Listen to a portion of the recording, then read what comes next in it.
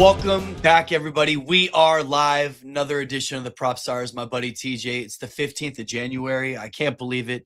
Things are happening. People just got fired. People are about to get rehired. We do have some news in the NFL coaching circles. There is a return coming back in college football. Of course, there is some big deal with Eagles offensive coordinator going through yet another one. Right? They just fired somebody. And of course, we will be breaking down the national championship game oncoming and our final four of the NFL teams left. It's an exciting day, man. First and foremost, Harbaugh was in the building yesterday. Everybody was talking about it. He was in the Giants facility. TJ, what do you got to say? Yeah, I mean, him and his offensive coordinator, they're bringing him on board. They're going to be running a very similar offense. Him and his team, right? Like, it's his crew. They're going to pretty much, I think, obviously Jackson Dart isn't the Lamar Jackson type of speed guy, but I think they could run with Jackson Dart and do what they did with Lamar Jackson, where you never saw Lamar Jackson get hit hard. And I think it was because of play calling, and it was because of bunched up sets, two tight ends. You never saw the Ravens going like 4 or 5 wide or even 3 wide. Really, it was always kind of bunched up tight, Yeah. And it's easier to handle blitzes that way. It's easier for your quarterback not to get cracked that way. And I mean, he's going to be a 5-year, it's going to be $100 million plus. It looks like, Joe Shane's going to stay on board. And I think that, we've been hard on the GM, but also he's built a pretty good roster. And that was the main reason why I think Harbaugh decided to come. Now, this is the thing with coaches. All you want your coaches to do is to make you competitive, right? Right. A coach can't really – it's the players that win Super Bowls. Yep. But it's a coach that constantly gets you there, and then the ball bounces your way. Now, yeah, Daboll this year showed he could beat good teams because – he was beating the shit out of him until blowing leads in the fourth quarter, right? And I've always hated the results-oriented approach where it was like, nope, if you don't win, you suck, and if you lose, no, you have to watch the game, and you have to understand the big picture. Now, I think Harbaugh is going to be a consistent force in that locker room. He's not going to lose the locker room like Daboll did. He's going to command respect right away. But what I like what he did with the Ravens is for 18 years, from pretty much start to finish, the Ravens were going to the playoffs. I wonder if Gene could pull up the stat. I know he's 180 and 113 in the regular season. I know he's 13-11 in the playoffs, which if just to have a winning record in the playoffs is good. But I wish I knew how many out of those years he made the playoffs. But as a Giant fan, as a football fan, the way parity is in the NFL now, it's very competitive, but if you could just get me to the playoffs. Wu-Tang said he's got a bad feeling about Harbaugh. Do you think there's any kind of negative that comes with this? I don't think so. The Ravens pulled the trigger too quick. Not too quick. He was 18 years there. The Ravens wanted to go in a different direction. I can't imagine Lamar Jackson had much to do with that because, the Ravens were right there. They were right there. They could have been to a couple Super Bowls, a drop here or there. Lamar Jackson, I think, has grown as a player, but he wasn't clutch at first. But I think that Harbaugh is going to be a consistent force. I mean, you have a bad feeling about it, but it can't go any worse than what we've had. I think Daboll is a good coach, but it can't be. We just won we're winning 3 or 4 games a year now. We luck boxed our way into one playoff with Daboll, and we did win a playoff game with him. But it's going to be, I think that we're going to see a lot of similarities with Theo Robinson and Bellinger. So, yeah, 12 out of 18 seasons in the playoffs. He goes 2 out of 3. 2 out of 3 seasons he's in the playoffs. So if he's there for 6 years, we're going to the playoffs in 4 of them. He has a winning record. So in the playoffs, that's just a kind of guy that I want in this locker room. And ESPN just popped it up too. He's 2019 Coach of the Year. Obviously, he has a Super Bowl underneath him. It's the kind of guy I want. And I've loved the Ravens offense for years. I've loved how they can run it down your throat. He's not scared to run with his quarterback. He likes to use his tight ends as hybrids, and he also likes to throw the ball down the field. How can you complain about that?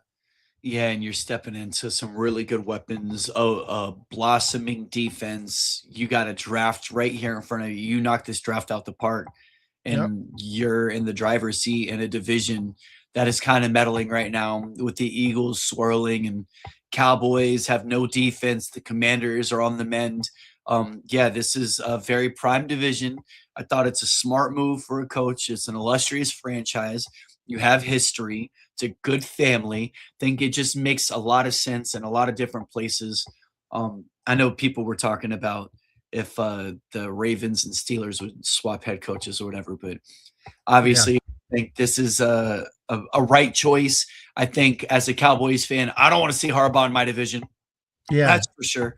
But I think that it looks good for you, and everything on the surface right now seems to Star be going Spangled, well. to answer your question, I kind of do trust Shane after all this. I mean, do you trust John Lynch? Can you answer that question for me? And if Star Spangled, I know you're probably bouncing in and out, but if you're still there, do you trust John Lynch? Because just a few years ago, John Lynch mortgaged part of the team's future for Trey Lance, right? Which was bad. Yeah, that was a bad Which was real bad. GMs are going to swing and miss. But if you look at this roster, I don't know if John Lynch only has one blemish on his draft record. I mean, we can go back and look, but Shane he's built the team now, right? What do we have? We have a great left tackle in his prime. Looks like we have a good quarterback for 3 to 4 more years on a rookie contract. We got a good backfield. We have good receivers. We have 2 good tight ends. We have a very, very, very, very good defensive line. And I think our linebackers and secondary are struggling. So why do you think Harbaugh picked this team so quick? I think that Harbaugh picked this team. Now, you could arguably say it's pretty easy to build the roster when you're constantly having top 5 picks. You could argue that, but I don't know if that's always the case, right? Because look at the Raiders, look at the Jets, look at the Bengals. They take swings and misses all the time. They're not always getting it right. Yeah. What's up, Dad? I think that this is a good roster. And we had the toughest record or toughest schedule that anybody has seen in a very long time. And we lost. We weren't getting embarrassed. Most of these games we had Denver, who has a bye, smoked. That's a team that might be favored to go to the Super Bowl, right? I mean, this is not a team, and that's not just one game. We can go through a lot of games that we could easily have been 500. Now we weren't, but this isn't a team. This isn't like the Raiders or Jets where you're losing by 30 or 40 every game. So this is something that I believe that the reason why Harbaugh pulled this trigger so quick was because of this roster. And that roster development is from Daboll and Joe Shane. And yeah, Harbaugh will have more power than Joe Shane. I agree with you there. And I think Joe Shane is totally okay with that. I don't think that's going to, if you look at Joe Shane, I think he's a little arrogant at times, and he didn't come off great with the whole Saquon Barkley thing. And I think he looked like a fool sometimes with that. Yeah, the Saquon thing is like really the only blemish that people are going to continuously talking about because Evan Neal, Eric Flowers, I think was Joe Shane. Right, but the Maybe Saquon, he Flowers went and won a Super Bowl, and then the way he looks so bad. I mean, obviously, people want to be quick to remember, and you can kind of be quick to forget it. It just depends, right? And you're going to take swings and misses, like you said, but there is some good components to your roster, and I think that overall, you got to understand that you're always building for the future. And and he wasn't Eric Flowers. I'm sorry, but yeah, go on. You're right. Go on. Just say overall, you got to build for the future. And I think that they've done a good job taking some lumps along the way. And here you are. If you would have said, a couple years ago that you're going to blow this, coaching staff up and we're going to get Harbaugh and you're going to have these incredible players, I think you'd be like, all right, yeah, we'll take that. If you would have told yourself 2 years ago, this would be your situation, with your quarterback, your running back, your receiver, and your defense, and this coach, you'd be like, all right, yeah, we'll take this in 2 years if this is what we have to go through after giving up Saquon, you know? Yeah, and there's some sort of stat. It's like 58 or 60% of first round draft picks hit.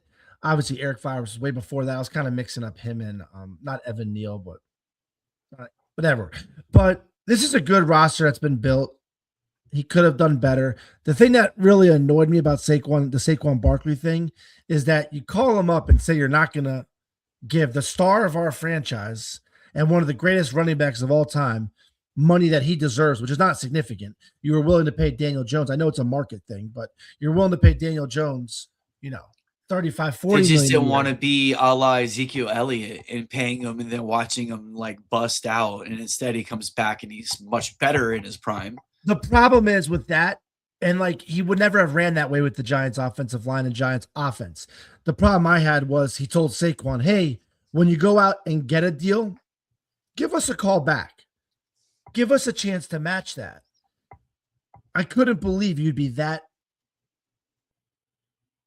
What's the word I'm looking for? Like Arrogant.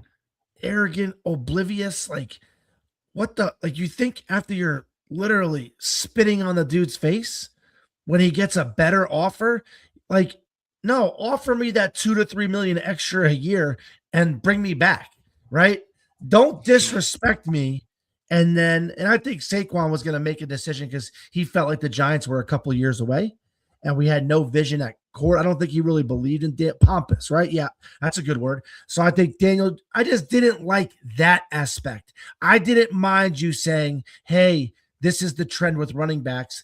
I don't want to do this. Now, watching Saquon in the playoffs, he clearly hasn't lost a step, but Saquon was not the same guy for whatever reason he was the year before. So Joe Shane didn't look like a I don't know how much of that really could have made a difference. Last year, he was running 5 yards before he even got touched. And that's what no one's talking about with the Eagles offensive line. You're right. No one's talking about that. The Eagles offensive line was Nobody's talking about that. Like you lost a Hall of Famer and other people went down and you're wondering why Saquon's numbers aren't replicatable. I mean, obviously the workload is one thing, but the dude still had juice. He stayed healthy, which was what everybody thought was going to be a concern. It wasn't his health. And I don't think, and like you said, if this is all about the Giants and Joe Shane and the decisions that were made and going forward, you just tuck all that shit under and you move on, man. On to Cincinnati. You know what I mean? You're on to John Harbaugh and you just keep it moving, bro, because the whole Eagles thing will now play itself out and you guys look like you're in a great position now going forward. This is what I want from my head coach. One, I want to be competitive in the I want to be in the playoffs. I want to be you got to be in the playoffs. That should be an expectation. I want to be competitive. I want to be in the playoffs. Two, okay, and with part of that one, put us in situations that Zandy says Giants the worst team in the NFC. I disagree, but we won 3 or 4 games last year, so I'm okay with that right now. I think with Harbaugh, I think with Jackson Dart, I think with Malik Neighbors, I think with Cam Scatterville. The Commanders don't have a scary defense. They're not one of the best offenses. Maybe you want to put their quarterback over Dak or something like that, but I don't even think the Commanders are better than the Cowboys, and I think the Giants are definitely better than the Commanders. Yeah, and like you could just say that, and that's, I'm not going to argue that because we're so bad. But as long as we have a coach that can keep us competitive, right? Keep us in that playoff hunt. That's one. Two, don't blow big leads, right? Like my dad always said, if you're blowing big leads, it falls directly on the coach. 3, I want to see pre-snap discipline. Too many times with Dayball, it looked like that we were just not set. Illegal formations, false starts, which to me that calls on the coach. Either you're being too tricky with illegal motion or illegal formations or false starts, or you're not coaching these guys good enough, right? And then obviously you want a leader of men. Someone when that defensive tackle has no more gas in the tank and it's on 4th down on the last drive, he's, giving that little extra because he doesn't want to disappoint his coach. The little extra makes it extraordinary. Yeah, exactly, right? So don't blow big leads. That was a big thing with our Giants this year. We were beating the best teams in the NFL going into the 4th quarter. That says something. That says now you still lost Yeah, we could be results oriented. I like to not focus on results as much The when it Bobby comes Bowden formula. You to lose big, analyzing. you lose little, right? You Yeah. guys were right there. You were competitive with Yeah, some of we're the in that better lose teams. little window. We're in Right. that lose little window, and now we could. I think we're far ahead, and a lot of experts say that the draft was to go back this year. Dart would be ahead of Cam Ward. I don't know if that's really the case, but it looks like we might have got a top 10 quarterback draft wise last year, but we got him at 20, whatever. And that was because of Dayball and Joe Shane and a lot of guys like Dart.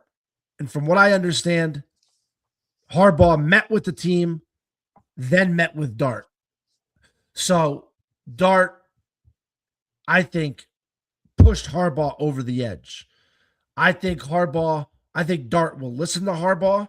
And I think when Dart runs for 13 yards on a 1st and 10, he'll take his 13 instead of getting his head knocked off and getting 15. Do you see what I'm trying to say? There's times, and I think Harbaugh will instill that in him. There are times you fight for that extra yardage, and there's times you don't.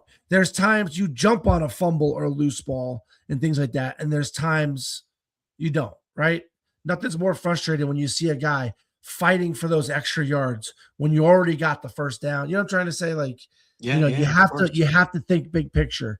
And yes, you want to be tough and be a leader for your team, but if you're not available for your team, that's when, you know. But yeah. G-Men for life. Happy John Harbaugh Day. Thanks for coming in. G-Men for life. We're excited. I think even Buff, as a Cowboys fan, doesn't love the idea, but he's happy for the show. This Happy is for the a show. this is an NFC Happy for you. East. This is an NFC East show. We focus on them a lot, and I just don't know how Zandy doesn't like this roster. Great left tackle, great defensive line, quarterback for the future, number 1 receiver, hands down, top 5 receiver. And all right, on that note, let's talk about Dante Moore. Go G-strings. If Gene wants to talk shit, go G-strings. The Jets are that bad that Dante Moore is coming back to college football for a year. They're like, the Jets are going to select you. They're already talking about it. And he was like, he is foregoing generational money because the New York Jets said they like what they see. Risking it for the brisket next year, putting his body on the line. There was some inside information where Dante Moore didn't talk to his head coach from Oregon, didn't talk to his family. He talked to one guy, his future NFL agent, through a third party, of course. And Dante Moore asked him, "Am I going to the Jets?" And the agent, it was a 3-second conversation. Yes. Like, yeah. Dante Moore ran from his dorm to the patio, to the press conference, and said, "I'm staying in Oregon for another year." Right? So that's how bad the Jets are. I'm not surprised. Gene can't even order. He was trying to order a jersey already to mush him and his career, just to put the hex on, but it's not going to happen. Yeah, and the Jets might be happy about that. Dante Moore showed flaws in his game, and another year. And college kids, they're making good money, but it's not generational money. Dante Moore is going to get what, $4 to $5 million? 500,000 of that, or 1.5 million. That's going right to taxes. Another's going to his agent. He's got to donate some of that money back to the school. Dante Moore didn't come out for one reason: the New York Jets. Jets. Jets. Yeah. Really quick too, before we start getting into the NFL. I mean, that's good for Oregon though, right? That's good for them. They can continue to develop. They're gonna be right there next year. Did you want to talk? Go ahead, G-Man, yeah, I'm a New York Giant fan, lifelong New York Giant fan. You got Buff over here, fantasy guru. He is a Dallas Cowboy fan. Thank you for tuning in. Really appreciate it. Please like and subscribe. We're on Tuesday and Thursday at 10 a.m. We like to have fun. We like to focus on we're NFL people, and then we'll flow right into the offseason, NBA, trickle a little MLB. How old is Dante Moore? Do you know how old he is? Yeah, I don't know. He's early I don't know. 20s. I was just looking how everyone's talking shit about Indiana and how they got an average age of 25 is what we're talking about or something. Yeah, Average age of 26 for he's their 20. players. He's 20. Thank you, G-Man. Appreciate that, buddy. So Oregon's average age with him next year will not be nearly as high as we see from Indiana. He'll still be a baby compared to Indiana's roster. Really quick, I was just doing a little research before the show on Kirk Cignetti. I know he was from James Madison. I know a little bit of his history. So he was in a press conference when he signed with Indiana, and the reporter asked him, "Hey, what are you going to do to get Indiana out of the doldrums, and how are you going to bring them up to at least be competitive, and how are you going to recruit, etc.?" He goes, "What do you mean?" And the reporter's like, "Huh?" So then the reporter asked the same question in a little bit of a different way. And Kirk Cignetti goes, "I don't understand the question." One more time, the reporter asks it. And Kirk Cignetti goes, "Google me. All I do is win." Think about how cocky that is. Just 2 years ago, when they won 1 or 2 games, for him to say that, to go from James Madison to Indiana, and then for him to Google me, Chuck. Just for you to say Google me and to go to the national championship 2 years ago, lays it out on the table. Go ahead and take a look at that. You have to respect that. You 100%. Have to respect that. I want to see Indiana's record 2 years. Indiana Hoosiers football. Let's just say 2022 record. Let's just do. They were really bad. They were 4-8. So for Kirk Cignetti to turn that thing around in 2 or 3 years is absolutely insane. And to be that much known for basketball, not football, you know? Yep. And to be that much as to be a cocky prick like that, but to put it and like to put your money where your mouth is and actually step up 3 times. He's like, I'm sorry, repeat the question. Yep. Oh, he was a total dick about it. I'm sorry, I can't hear you. Am I catching it right? Asking. Yeah. He was a total dick about it, but good for him. Now, hey, the way he did it was pulling guys off NFL rosters and, pulling guys. Hey, I know you're in the Canadian Football League and you were a senior 3 years ago. Because that's what's crazy. The average age of the whole roster is 23. Now, that's what we've been hearing all over X, right? I haven't gone through and asked. But that means for every 21-year-old, there's a 25-year-old. Right. For every 20-year-old, there's a 28-year-old. Yeah, I mean, Jackson Dart's 22, I think. So, but yeah, it'll be fun. As a Miami Hurricane fan, I truly feel like it's David versus Goliath. I'd like to say we have home field advantage, but I don't think we do. Right? Just because line 7.5. I like that, right? I think we know our stadium, though. We know our stadium. We're not going far. The Miami nightlife, from what I hear from some people down there, it starts tonight. Tonight is when the official party starts, and it's going to be an absolute shit show for the next 4 or 5 games leading up to the national championship game. Yeah, but it'll be exciting. Oh, also one other thing. Baby Jesus was in 8th grade when Carson Beck was a freshman for Georgia. And I'm pretty sure when Carson Beck was starting for Georgia, so maybe he's a sophomore. Yeah, or freshman. Yeah, whatever. That's pretty crazy to think. No, that's insane, dude, how young he is. But just beyond his years, man, that dude is going to be something special to watch for the entirety of his career. That's for sure. And I was just watching him in the last game break up the middle, and that guy is just crazy, dude. He's hard to tackle. You could tell he's shifty. I think he's a great pick. I wonder who ends up with him in the NFL. I just can't wait.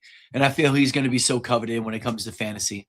Like, I think people are going to definitely be, risking a high pick and shooting for the moon. It'll be tricky, right? It'll be tricky because I'll tell you right now, I'll go ahead and book it the year that Baby Jesus comes out and declares for the draft and makes it onto an NFL roster and plays football. He will have more yards and catches than Golden this year than Matthew Golden for the Green Bay Packers. Well, I'll say this. He'll probably have more than Matthew Golden and Travis Hunter combined. Like, I'm going to tell you, like, you could already see the certain makeup of certain people, man.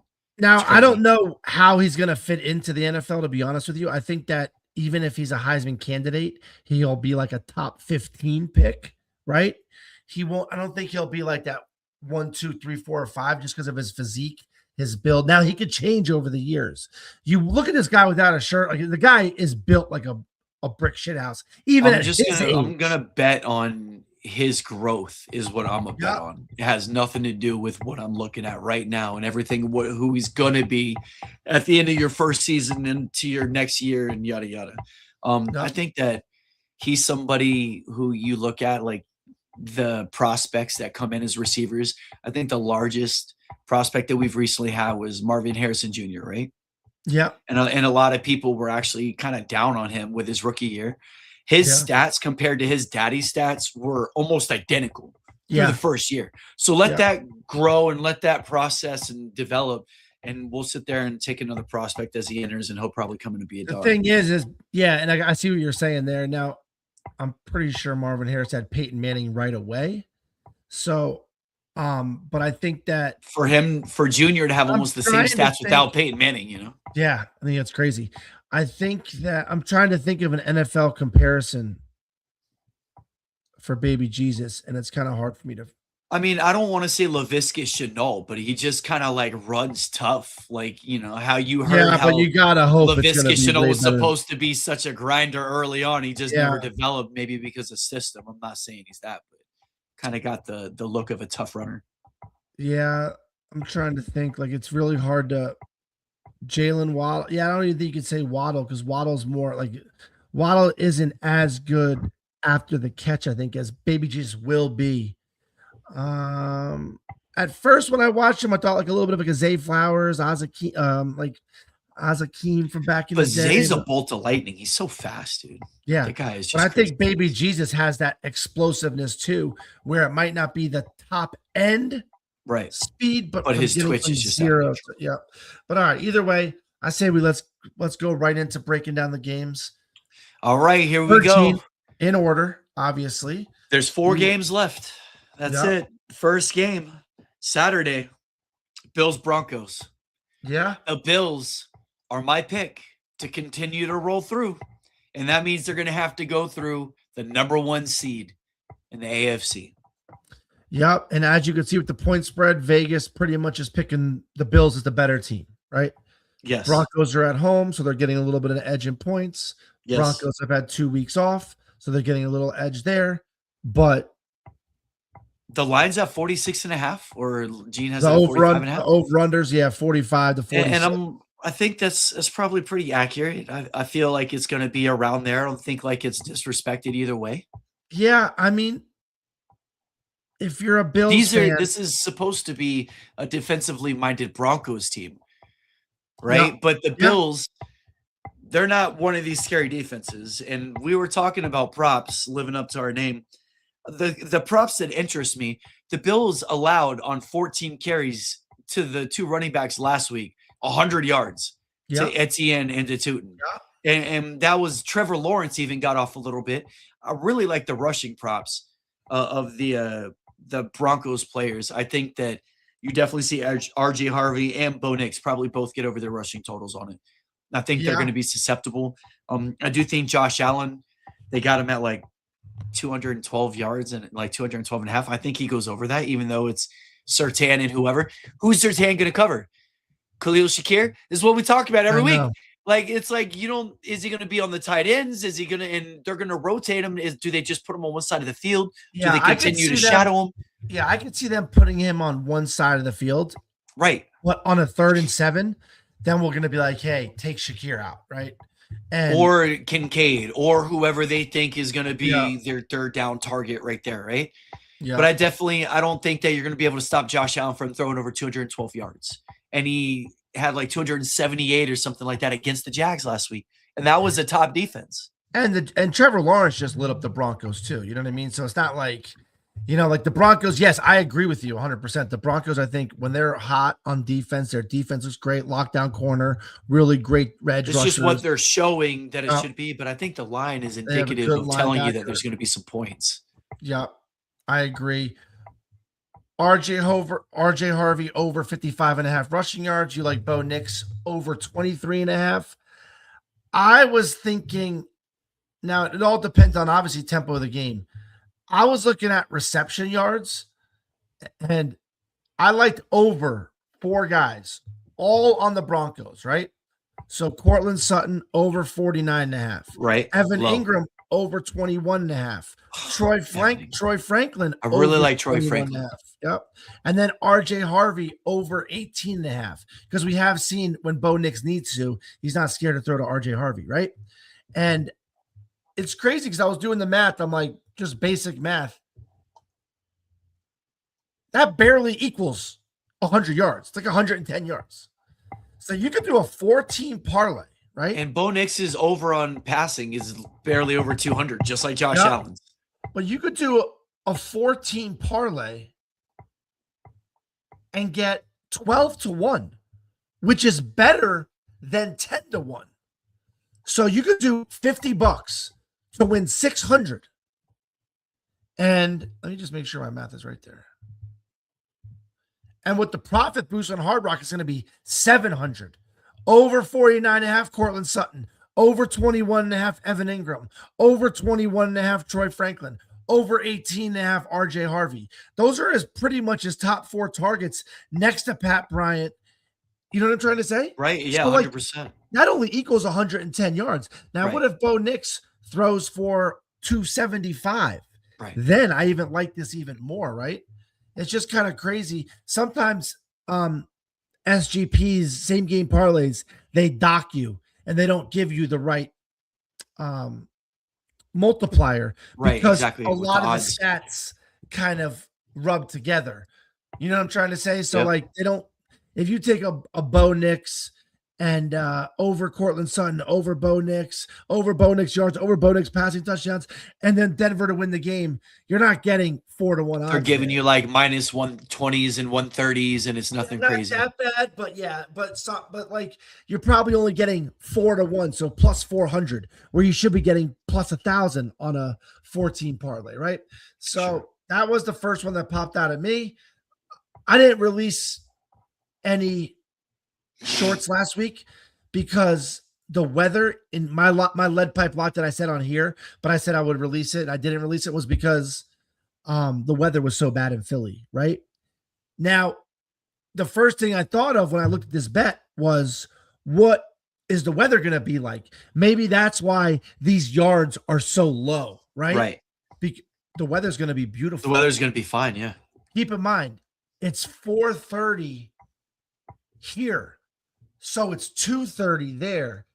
Little bit of wind, but because we're feeling the coldness right now, right? But yes, on Sunday, it's going to be 50 degrees at that time. You know what I'm trying to say? With just a little bit of wind in the windy city, not in the windy city, but in Mile High, right? So for those who say kickers matter too, I think that Lutz is definitely going to be launching some field goals for Denver. Obviously, this is his thing. It's like 1.5. Anybody who cares for kickers, I think that these kickers definitely kick a couple field goals, just because that's going to be an added thing. The weather isn't going to be a factor. You can bomb it from a mile away. Yeah, I don't mind that at all. I think that now, away from the prop bets, is there a side that, so you like the Bills side here? You think the Bills just run over? I mean, this is I think the Bills win another game. I think this game is within a possession, just as Vegas does. But I think it's going to be the Broncos leave too much time on the clock. Bills go down, score a go-ahead touchdown, i.e. field goal, whatever it is, they're going to get the go-ahead score, and they move on to the championship game, dude. I'm telling you, this is Josh Allen's year. I think they go through it. The Bills have shown their susceptibility throughout the season. I think that Evan Ingram is not the X factor that we thought. I think that for the Bills, like, it's going to have to be Bo Nix and this quartet of, underwhelming receivers and, these players that nobody's really believing in. I think it's going to be him having to make something happen. I know that the Bills defense is not the greatest. I just trust Josh Allen late in this game over Bo Nix. And I trust Josh Allen to overcome any deficit over the Broncos. Yeah. And you ask yourself, last year, the Bills embarrassed them, right? I mean, this was a round 1 of the playoffs, and the Bills won by 30. And the only reason why the Broncos came out and scored a touchdown on the first drive. and then went up 7-0, and then they lost, I think, like 42-7. It was such a beating. We couldn't believe it. We talked about it early and everything. And now, what's different about that game? This game, it's in Denver instead of Buffalo. That's one Denver thing. instead of Buffalo. Is Denver? I mean, we've watched Denver. And that was a turnover that started that touchdown too. Remember, it was like a turnover or something. Oh, really? Yeah, I remember he threw a bomb. Bo Nix threw like a 40-yard touchdown. I remember that. I can't remember to who. I want to say. But, I just got this overwhelming feeling. The air in the building is different for the Bills, knowing that their path is going through Bo Nix and potentially Drake May or CJ Stroud, right? I mean, I think that when they're looking at the final 3 quarterbacks, they're like, there's no way we're losing to fucking Bo Nix, Drake May, or CJ Stroud in these next 2 games. Yeah. We're going. And I think that's the way you got to look at it. You got to walk in there with that confidence, that bravado, and you just got to know experience is more valuable in these games than anything you can put on paper. And this is why I really got the Bills going for it, man. This is the final 8 we're in right now, right? It's the final 8 teams, and this is the first time Josh Allen hasn't had to go through those guys, right? Now, this is unprecedented for him in a playoff run. Do you think Sean Payton was sitting on his couch watching the game, just being like, man, we got to run it down these guys' throats? I think so. I think he has to, bro. He has to go old school Sean Payton, but I don't think he does. I think he tries to get cute, as he always does. Yeah, man. I mean, Sean Payton has shown that he doesn't have to light the scoreboard on fire, because my biggest gripe being a Bo Nix fantasy owner this year was that they don't throw the ball down the field. They don't take chances. They play it pretty close to the vest, and they let their defense win games. They haven't been very convincing this year, right? We've all said we're kind of waiting for Denver to fall, and then they got real lucky. They're the number 1 seed in that division. They're the number 1 seed in the entire division. It's crazy. Yeah, in the entire conference. I think the Bills have a pretty good pass defense. I think that's why these numbers are a little low, but the Bills are known to be real soft up front. Now, watching the game last week, Josh Allen and Trevor Lawrence both had a chance to win a game for their team, right? Josh Allen marched his team right down the field. Trevor Lawrence, first play of the drive, threw an interception, right?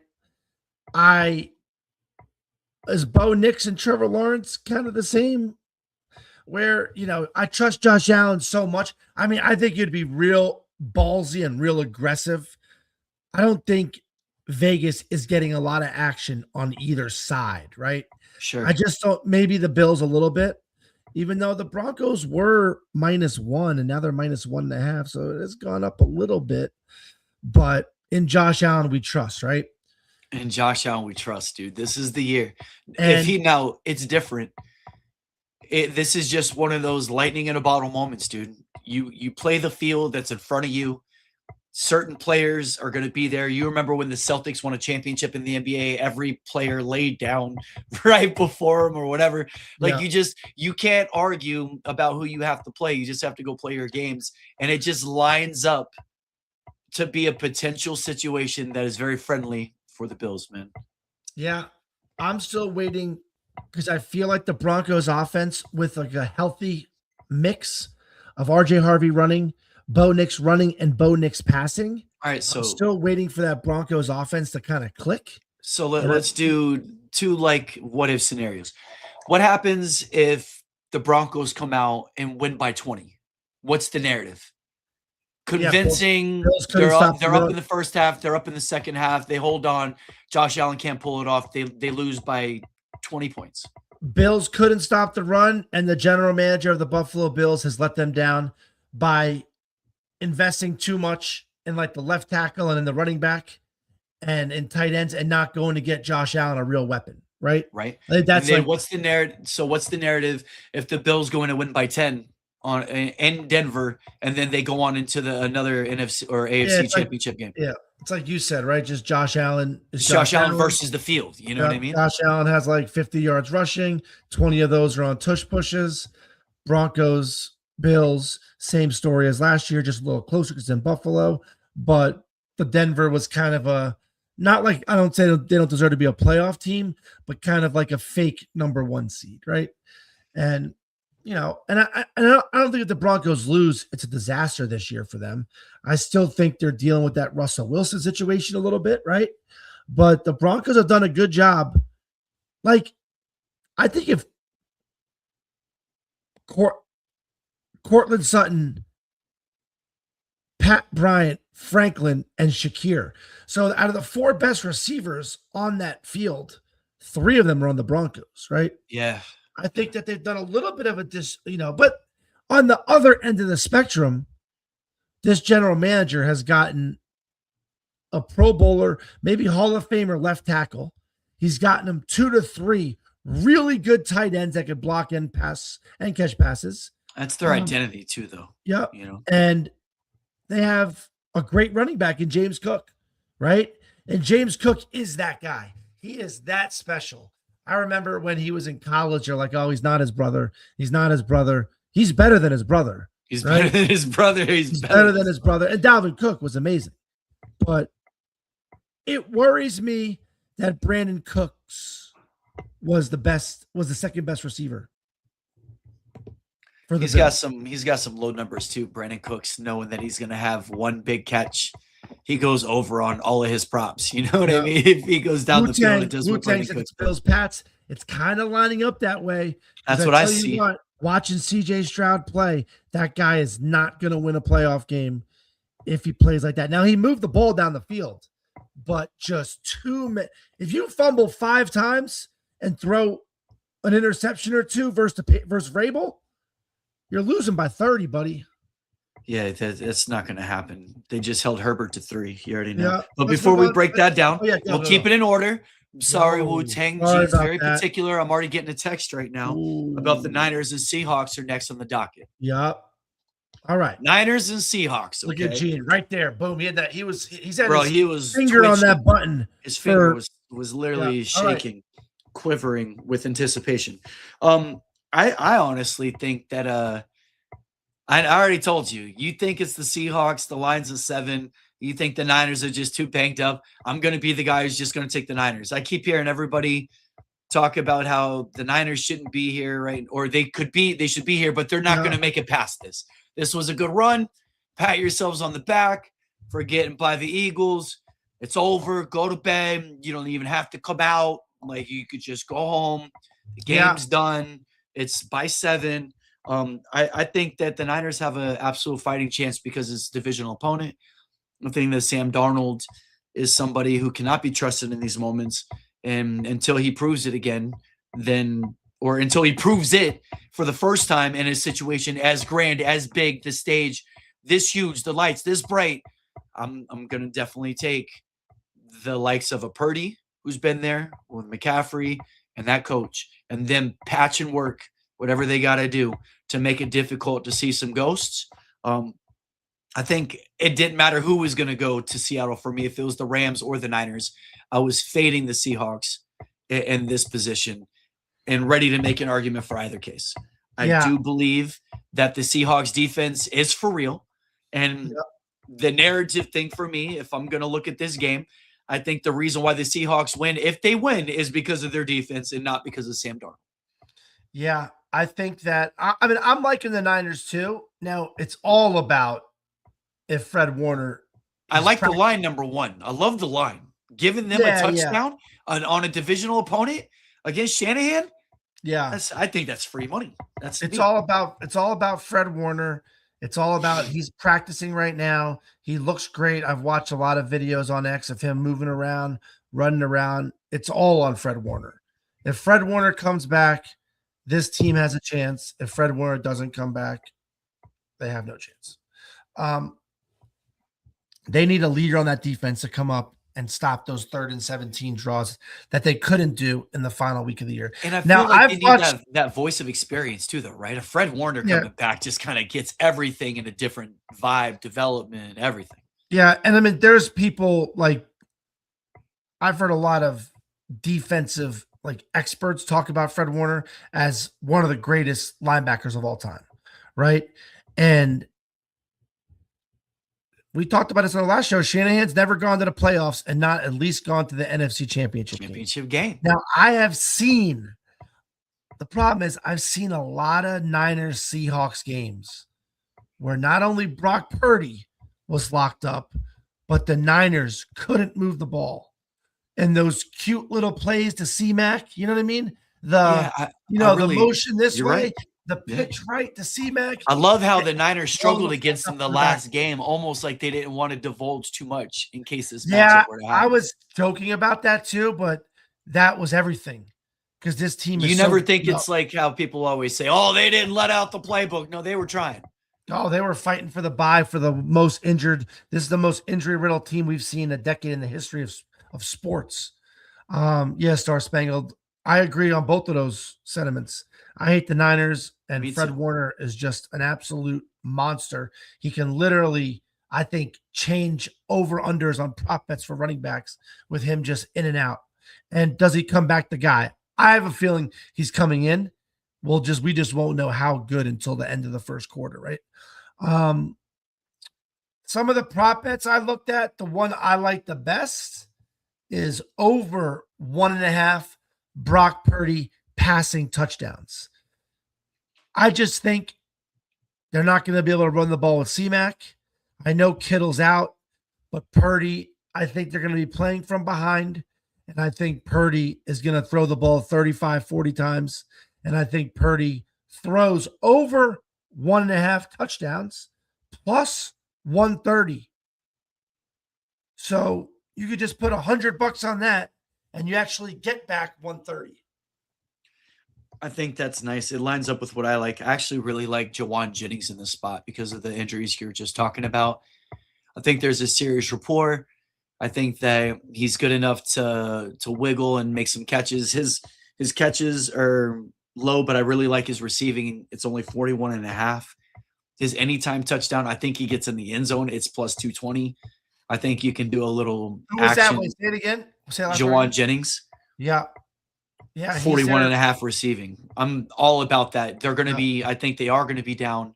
I think this is a close game. I think it's closer than 7 points, but I do like the Seahawks to kind of be front running a little bit and them having to throw. I really like Jawan Jennings getting in the end zone, and I really like his receiving line on that. JSN, I think that JSN's been heavily targeted all year long. He's clearly number one. And I know he's gotten off against the Niners each time. His catches are only 6.5 on JSN. I really like that as well. Yeah. I mean, I think that's just like, it's not like it's sexy. I just like the number. The money is whatever. I think you could parlay it. I think he's definitely getting his catches. I know Sam Darnold will at least get him the ball 8 to 9 times. Yeah. 100%. The other one I was looking at, we're kind of sticking to our guns here with some of the guys. I like Brock Purdy over 46.5 first quarter passing yards. Shanahan is notorious for scripting the first and second drives, and I could see Brock Purdy. Now, the big thing with this, I think, is the kickoff, right? Because if Seattle gets the ball, if Seattle gets the ball first, and let's say they take 7 minutes off the clock and kick a field goal, now Brock Purdy might only get one drive. But I like over 46.5. I liked it last game versus the Eagles too, and he got it on the first play of the game to Demarcus Robinson. Right. Brock Purdy threw a quick slant. This is another thing that I've noticed a lot. I want to talk about in the last show. I'm trying to think how I could show this. I wish I had like a board here, but the NFL and college, all sports now, when you're running down and ins and you're in zone or man, trust Purdy more than Darnold, by the way. 100%. Yeah, I trust Purdy way more than Darnold. Yeah. I mean, Purdy has gotten to Super Bowls. Jawan Jennings has won more games than Sam Darnold. Now, Sam Darnold, I think, will get there, but there is a thing about nerves that you cannot explain, and some guys rise to the occasion, and some guys don't.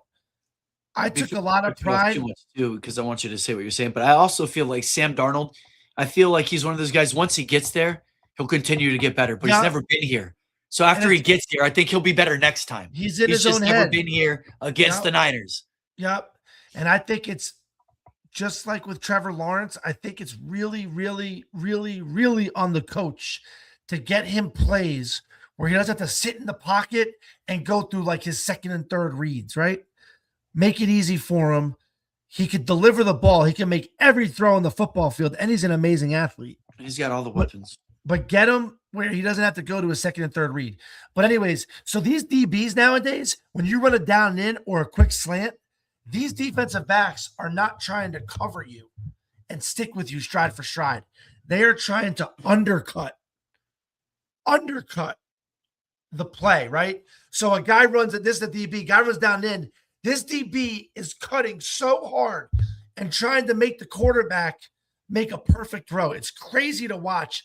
But now, like, you're seeing so many more quarterbacks throw it to the sidelines because it's so hard to throw it across the middle. You have to get it over not only the lineup, but the defensive back's hands. The reason why I bring this up is DeMarcus Robinson on the first throw. I wish you could pull up the highlights. Is that DeMarcus Robinson runs like a kind of like a quick slant / down and in, and the DB cut in front of it.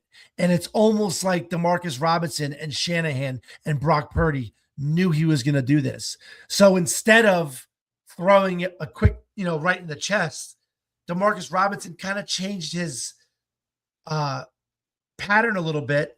They pulled the safety up with the other route, and literally it was all green. Where if that was a traditional play, the defensive back would have intercepted it or batted it down at least. It's interesting to watch these guys play zone football now, and just how I've heard coaches say it's so hard to beat these guys deep now.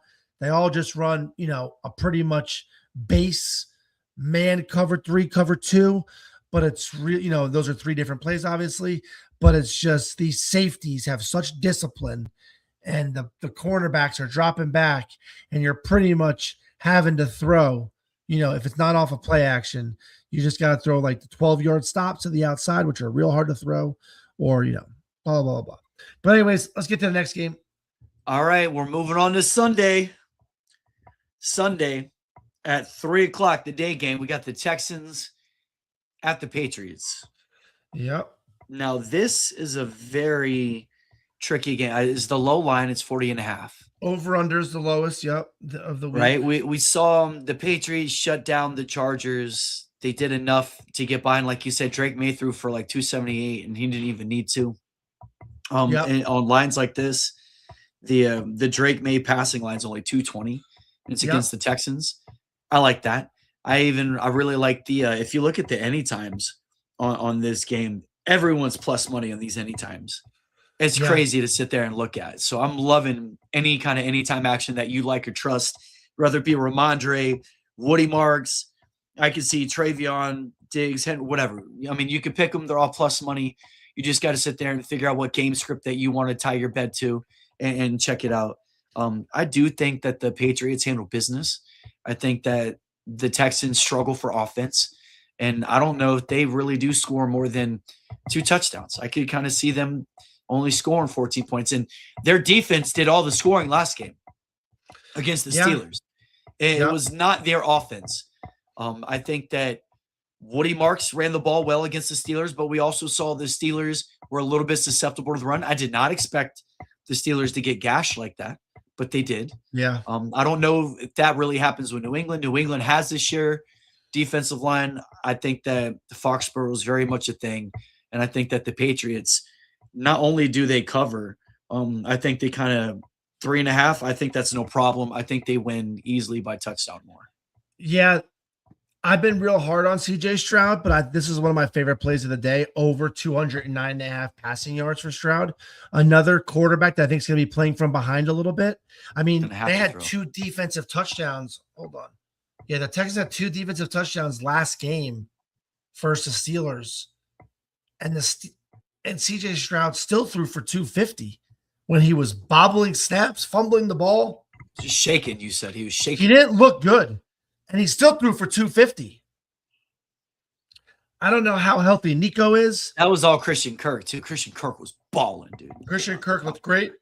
I think that CJ Stroud, and Drake May. I mean, I don't know.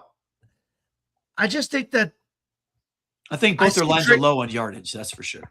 Yeah, and that they are because both the Patriots haven't notoriously had a great defense this year. Their defense has been good against really bad teams, but I think that they have a good rush D is what their defense looks good. Rush their but that stat's very misleading, right? Because when you're playing shitty teams, you're beating them by 20, then the teams they're going to throw the ball, right? But the Texans, I don't know if their defense is unpenetrated. You know what I mean? Like, they have a great defensive line. I think that both quarterbacks could score here. I'm not saying I like the over-under because I could see a lot of field goals being scored because these defenses could tighten up, and you have two young quarterbacks that might not have that confidence to pull the trigger. And if they can both stop the run, then I can see both of these quarterbacks moving the ball from 20 to 20. Right? 20-yard line to 20-yard line and getting stopped. That's why I kind of like both the overs for yards, but I like CJ Stroud's over more just because I think that when he dropped back and didn't fumble the ball, he could deliver. He's got a lot of good options there. So yeah, 209.5. I like just because CJ Stroud threw for 250 last game, and I don't even think he had to throw a pass in the fourth quarter. So I think CJ Stroud's going to have to play a full game, and I could see him having to have a drive or two late. Let's say they're down, 21-10 late, or no, like 21-9 even, or 21-12, like a lot of field goals for the Texans. Right. But yeah, so that's what I like. What's the weather? Do you know what the weather is in this game? Let's look it up. Because I think that the Foxborough weather is definitely a big deal. It says it's 36 degrees, looks pretty clear. Well, I'm seeing Sunday night snowing. It's Sunday at 3. Sunday at 3, okay. Because it's the Bears-Rams game.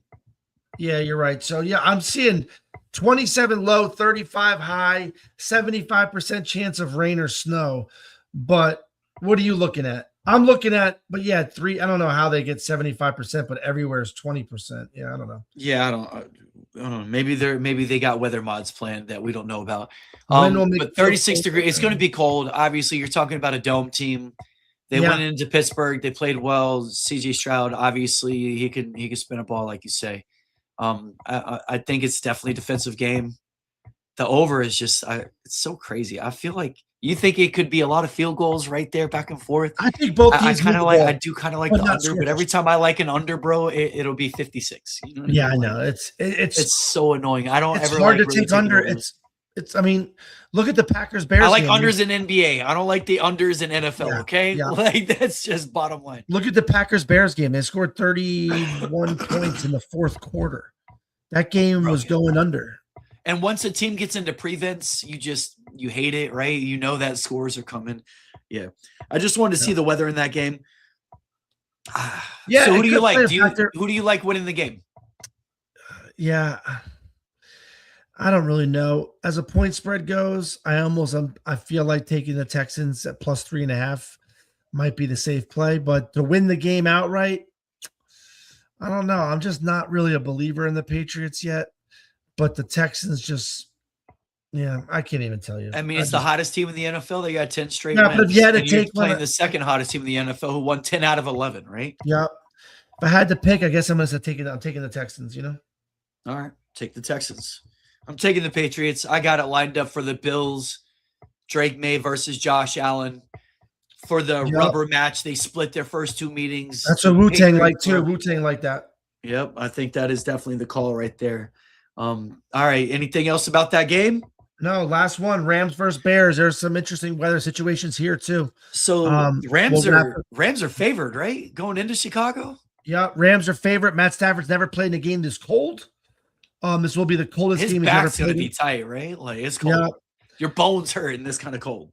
There were some football players I was listening to, and the announcer, which was a guy like me, right? He's like a guy that's never played sports, was like, don't you just love? And he goes, every football player hates playing in the cold. He goes, if they say they like it, they're lying. It's not fun to play in. Every ball you catch hurts. Every tackle hurts more. 19 degrees, 22 miles an hour, Yeah. and 64% humidity.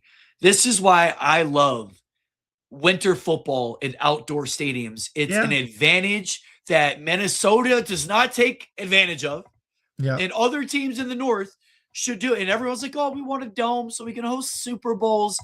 Cool, bro. How about win Super Bowls before you fucking host them? Like, Yeah.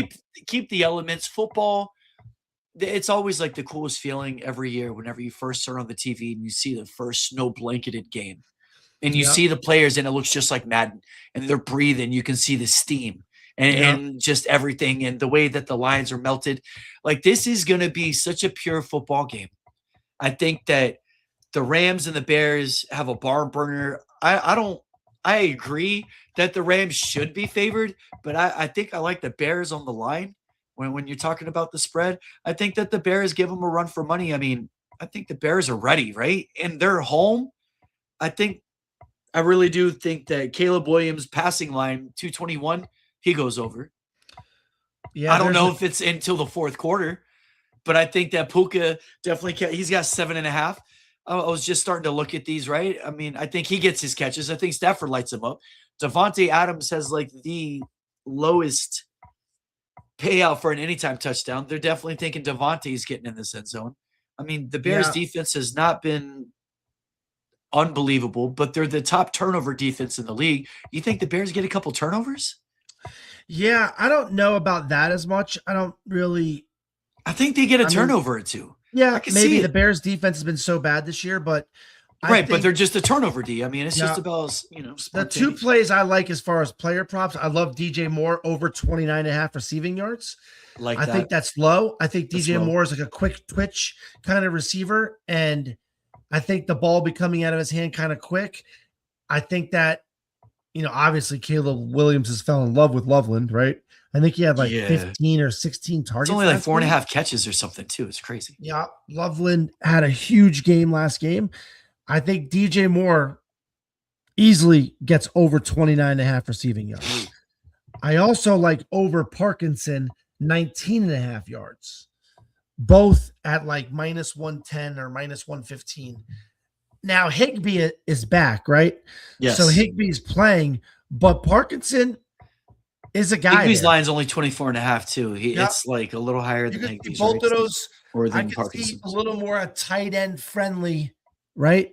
Offense here, because it's going to be cold.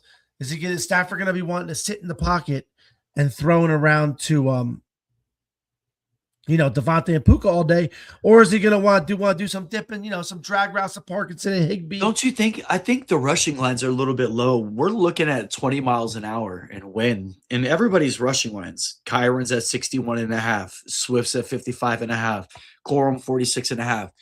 I think these guys are going to get a lot of touches because of the win. And sure, Matthew Stafford could easily throw it over 30 times, but it might not be 50. You know what I mean? And it could very well be more runs. And it's so funny, right? Because we talked about this in the Rams-Panthers game. It was supposed to be windy and rainy, and the rain kind of stopped and the wind died down, and it turned into one of the highest scoring playoff games you'll ever see, right? So we know in Chicago, it's always going to be bad weather this time of year, so it doesn't even matter. It is going to be a little colder than normal, though. Stafford be the coldest game ever played in. I just think instead of going to the top with some of those guys, top receivers, I like to go a little further down and just try to find who's quarterback, who's the safety valve kind of guy for, Yeah. And I can see DJ Moore and Parkinson not only getting over those yards, but maybe even getting over those yards with one play, right? For each guy, right? I always like those over yardage instead of sometimes the over receptions thing. Yeah, it's a little easier to get a reception, obviously, but then you need to get a couple where we all know a DJ Moore, could get a 15-yard down and in. And DJ Moore plus 275 on an anytime touchdown. That man's always making magic. You already know. He gets end zone targets, man. He really does. But yeah, I think it's going to be. I like fun the Rams in the game. What do you like? Rams they're kind of the favorite here. And if this was in the Rams, they'd be favorite 8 or 9. The Bears have just been pulling off the miracle time and time again. The Rams let the Panthers come back. So if the Panthers would come back on the Rams, Why can't the Bears? I'm a little worried about Stafford's finger. I don't know what's going on with that. Yeah, the stinger.